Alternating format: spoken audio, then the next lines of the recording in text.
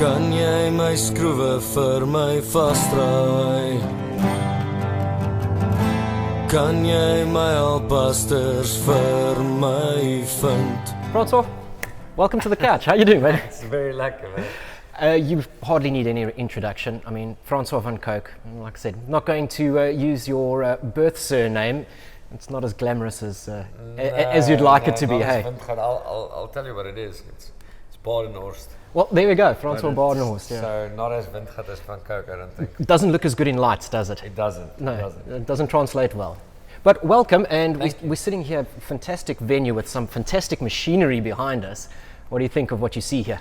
Dude, I really like the Mustang. I'm a Ford man. I drive a totally different kind of Ford though. But I love that thing. It's very amazing. I wanna take it for a spin.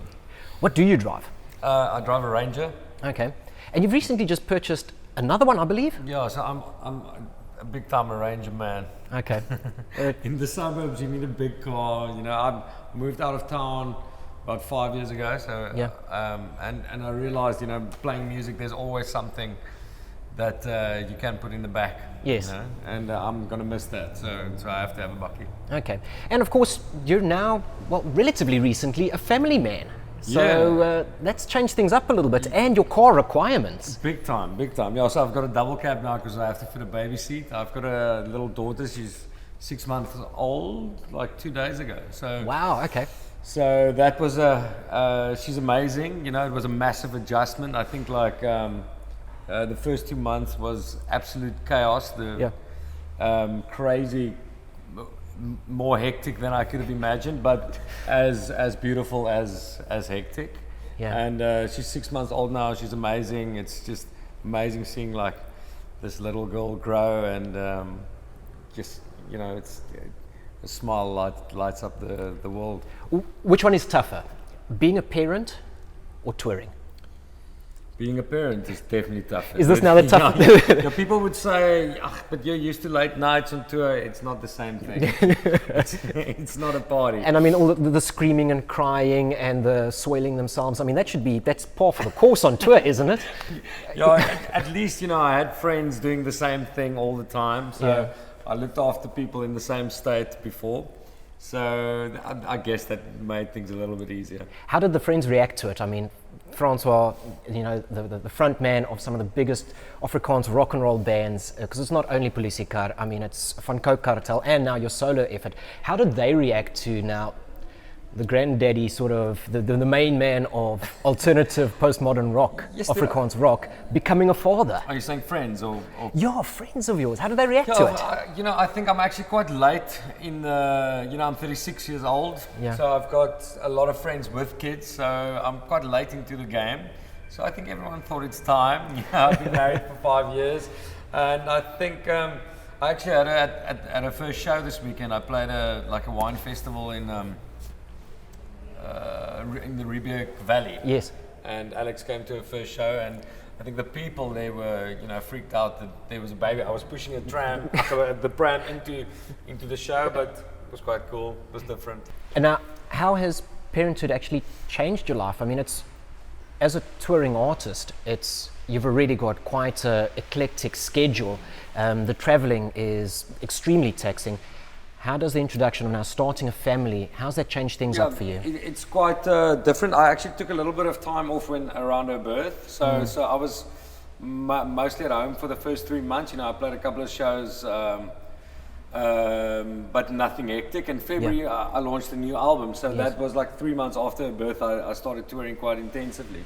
So it's hectic because, you know, like, I think when I was 23, going on the road was amazing. You know, you get away from your circumstances, which is probably pretty shit. You know, I was living in a yellow room with a mattress, going on tour, and you stay in hotels, and you can party every night, and you can play music. It's amazing to go on the road. So now it's a little bit different. You know, I've got a family at home, a house that I like to stay in, I've got a dog that I love. You know, it's nice to come home. Yes. So being away is a little bit harder, but it is, at least I really love what I'm doing. So I feel privileged to be able to play music, and I will never give that up, the opportunity that I got, you know. Yes. So I love doing that. It's just a lot more fun to go home.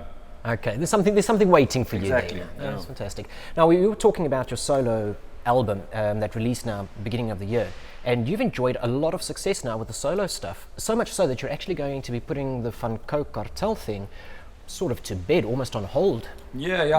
I never envisioned myself being a solo artist. You know, I grew up listening to, I grew up in the grunge era. Yes. Nirvana, Pearl Jam, and the punk stuff like Green Day and stuff like that. Those were my early influences, and I always thought I'm going to be in a band, and that's kind of my dream. But, circumstances kind of led that I started writing songs that became a solo album. Okay. And for me to have longevity, I realized in that process, I'm always going to be Francois van Coke. You know, in a band, you're married to other people's choices and decisions, yes. and kind of you're dependent on what their choices are. You know, in the solo thing, I can kind of make my own mission, and I'm always going to be Francois van Coke. It's never going to change. Van Coke Cartel, we're kind of putting to bed. It's kind of a bittersweet thing. I think we had some great times. Van Coke Cartel was never really a commercially successful band, but we got a lot of critical acclaim. You know, we got a lot of awards and stuff like that, which doesn't really translate into monetary value. Not always, no. So it was good fun. It was a great band, but it's kind of an era that they were going to put to bed. Yeah, it was great and fun while it lasted, exactly, but it's run its course. Sure. The big news now, though, is the new album, because it's not just solo efforts. You're coming back with Polisikar, and you guys are back in studio recording another album at the request of the fans, almost. For sure, yeah. We're doing a Fokof album for the first time in 10 years. Yeah. Well, actually, 11 years. 11 years 11 now. years. Time flies, eh? Yeah, we did an EP, I think, in 2008, but it's 11 years since we did a full-length album, and we're very excited. Obviously, we've been saying that we're going to do an album since 2008, so we've been saying it for like 9 years. Why didn't it come to, why has it taken that long to actually get it pieced together? Because I think all of us are busy with other things, Yeah. and I think, the principal songwriters, Hunter and Johnny, and Johnny, he started a studio when all of the rest of us started in other bands. He started a studio and he started doing a lot of commercial work, like music for ads and stuff, and he's been really busy and really successful at doing that. So he actually was always difficult to find time. The rest of us, we play music, we can maybe find some time to write, but his schedule was pretty tight, and I think that's the biggest reason why it didn't happen earlier. But I think after doing that for 10 years, he is also really excited to make some rock music. He hasn't done that in a long time. Yeah. And I think, he's more established in his craft, so he's got a bit more time that he can put away to do something else. Yeah. So the time is right, and we decided we're going to do the crowdfunding thing, because we know there's no real value in selling music anymore these days. Yeah. Since everything has gone to streaming, it's, even worse than just going digital. It's difficult to make those sales. Yeah, so streaming, especially if you have a market only as big as South Africa. Yes. I think if you're a Drake or Rihanna and you've got a global pop market, you can do well on streaming. But really, if you've only got South African, only Afrikaans people mainly, Yes.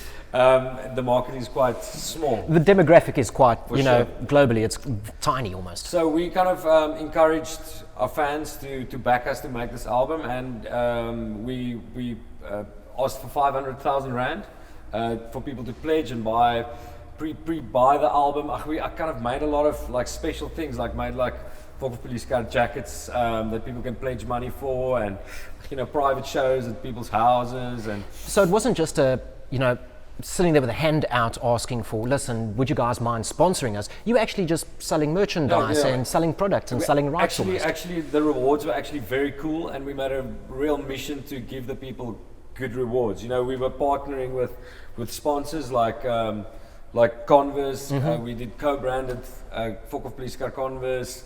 Like the jackets with Levi's, we did something. Jägermeister and Smeg, we did fridges, all kinds of stuff. So, and we got the money 9 days into the 60 days that we had. Brilliant. Which is amazing. And we just realized how big the demand is for us to make an album again. So now we're going to make a kick-ass album, and we have to. What sort of time frame do you have now to piece this album together, and when are we looking to have it, thrust upon us? Yeah, it has to be done by September, because September, the people that pre-ordered it through this campaign, they're getting it a month early. Okay. And October we're going to tour the country with it. So in September it has to be done. But we're in the writing process. I think we're maybe 70% there. Okay. So I think all the ideas are there. It just has to be patched together.